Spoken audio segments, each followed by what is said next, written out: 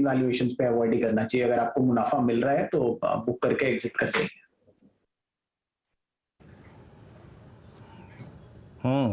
अगर प्रॉफिट्स हैं तो उनको कैश में कन्वर्ट करिए, या आपकी तरफ देखें राय यहाँ पर है 582 के प्राइस में।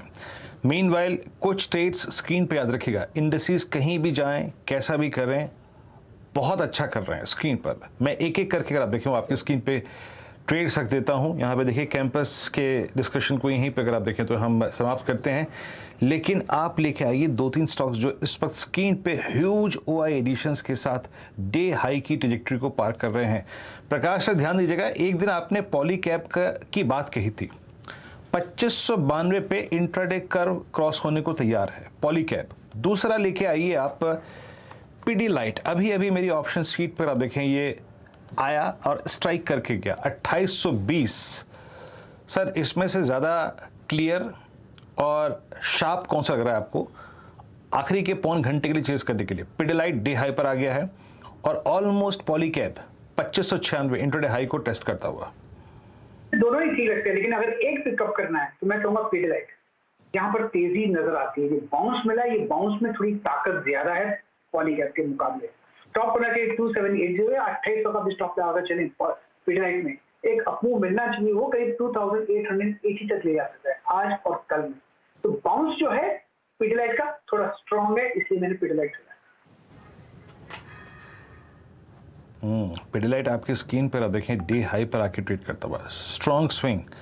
जरा मैं आपको इनफैक्ट इस पूरी बास्केट को मैं थोड़ा सा आपके लिए एनालाइज कर देता हूँ कि यहाँ पे हो क्या रहा है। डॉक्टर साहब जरा आप एक काम करिएगा, लॉन्ग शॉट वाले स्टैट्स रखिएगा और उसमें मेरे ख्याल से पीडीलाइट ज़रूर कहीं ना कहीं मार्क हो जाएगा। हम इसको डेरिवेटिव्स में एफएमसीजी स्पेस में अगर आप देखें मार्क करते हैं पीडीलाइट 0.7% को एडिशन, शानदार मूव यहाँ पे। और उसके बाद अगर आप देखें इस स्पेस में सबसे स्ट्रॉन्ग एडिशन है तो वो है HUL का 1.9%, नेस्ले का 1.46% और साथ ही साथ इनफैक्ट UBL जो कि सुबह से अगर आप देखें आज तेज था उसका करीब 0.6%। लीजिए पीडीलाइट आपकी स्क्रीन पर 2886 डे हाई के जोन में आ गया, शानदार स्विंग।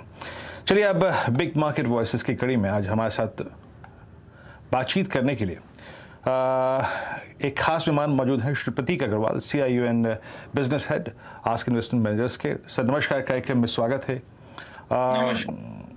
अभी तक लास्ट जुलाई, अगस्त और मिड सितंबर तक इंडियन मार्केट्स की अगर आप देखें ट्रेजेक्टरी बहुत स्ट्रॉन्ग रही।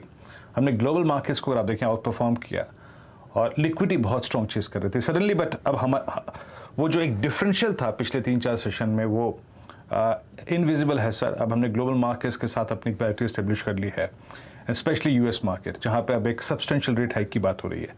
आपको कैसा लगता है सर इस वक्त बाजार कितना रिस्की है और US वाकई अगर 100 बेसिस पॉइंट की हाइक की तरफ गया, फिर ये निर्णय रहा, तो इक्विटीज का बहुत शॉर्ट टर्म पर्सपेक्टिव से जो बिहेवियर है वो कैसा लगता है सर आपको?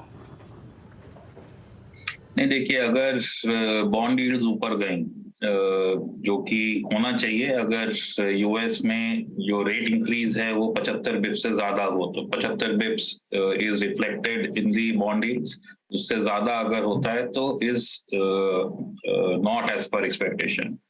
तो शायद जो ट्रेडेड यील्ड्स हैं 10 ईयर की वो अगर ऊपर जाएंगी तो उसका नेगेटिव असर इक्विटी मार्केट्स पे पड़ेगा, ऐसा मान के चलना चाहिए।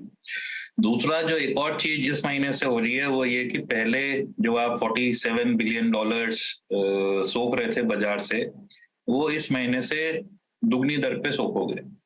तो जो लिक्विडिटी, एक्सेस लिक्विडिटी जो बाजारों में स्लॉश हो रही थी वो आगे ज्यादा तेजी से कम होगी और उसका भी जो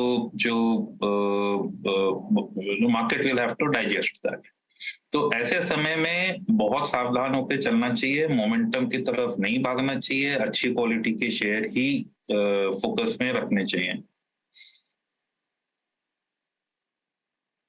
थोड़ा सा सतर्क रहने की जरूरत होगी इस तरह के ग्लोबल एनवायरनमेंट में। 15 सेंट्रल बैंक्स की बैठक होने वाली है, ऑफ कोर्स उसमें से मोस्ट इम्पोर्टेंट रहेगा यूएस फेड का स्टांस, लेकिन फिर at the end of the month Bharat के भी बैठक होगी, आरबीआई की क्रेडिट पॉलिसी आने वाली है। मैं एक रिपोर्ट पढ़ रही थी, गुड आफ्टरनून प्रतीक, जहां पर कहा जा रहा है कि शायद इस ग्लोबल सिनेरियो के मद्देनजर भारत में भी 50 बेसिस पॉइंट का रेट हाइक आ सकता है। क्या उतने क्वांटम की रेट हाइक की वाकई में आपको जरूरत दिखाई दे रही है?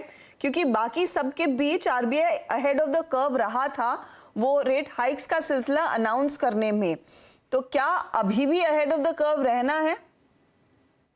देखिए, हमारा और लेट्स से यूएस का लिंक जो है वो फॉरेक्स के थ्रू होता है। हमारे अगर डॉलर रिजर्व्स अच्छे हैं और बढ़ रहे हैं तो हमारे सेंट्रल बैंक के पास एक डिग्री ऑफ फ्रीडम ज्यादा रहेगी कि यूएस चाहे कुछ करे, हमारी पॉलिसी उससे बिल्कुल जुदा हो सकती है। और अगर हमारे फॉरेक्स के रिजर्व्स घटते जा रहे हैं और अच्छी तेज दर पे घटते जा रहे हैं, तो ऐसे माहौल में ये जो एक डिग्री ऑफ फ्रीडम है वो घट जाती है। तो अगर यूएस समझिए 75 बिप से इंक्रीज करता है तो हमारे सेंट्रल बैंक से भी अपेक्षा करनी चाहिए कि वो भी शायद 50 बिप इंक्रीज करे। प्रतीक, कुछ ही देर पहले हम कंजम्पशन थीम और कंजम्पशन से जुड़े हुए स्टॉक्स की बात कर रहे थे, जहां